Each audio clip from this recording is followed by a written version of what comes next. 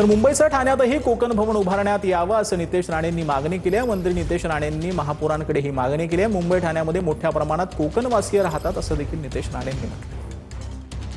जशी मी मुंबईमध्ये आज मागणी ऋतू तावडेजींकडे केलेली आहे, तशी आमच्या सीताराम राणेजींच्या माध्यमातून आणि आमच्या केळकर साहेबांच्या माध्यमातून आमच्या ठाण्या महापौरांकडे पण आणि आयुक्तांना पण मी लवकरच पत्र लिहून त्यांना सांगेन की ह्या ठाण्यामध्ये पण आपल्या हक्काचे कोकण भवन असावं।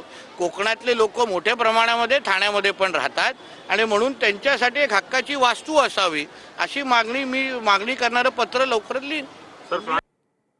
तर बोरिवली देवीदास रोडवरील हायमास पोलचे दिवे दीर्घकाळापासून बंद आहेत। वारंवार तक्रार करूनही प्रशासनाचं दुर्लक्ष पाहायला मिळते। मनसे उपविभाग अध्यक्ष किरण नकाशे यांनी मनसे स्टाईल आंदोलन केलेलं आहे। मनसेनं पोलवर बॅनर लावलाय। हा पोल विकणे आहे या आशयाचा बॅनर लावून प्रशासनाचा निषेध पाहायला मिळतो।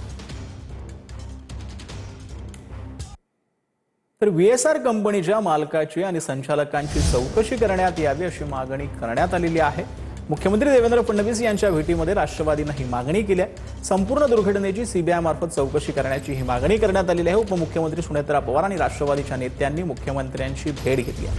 मुख्यमंत्री केंद्रीय गृह विभागाला या संदर्भात पत्र पाठवणार आहे। CBI चौकशीच्या मागणीनुसार जो आहे तो पाठपुरावा केला जाणार आहे। VSR कंपनीच्या कारभाराची चौकशी होणार आहे।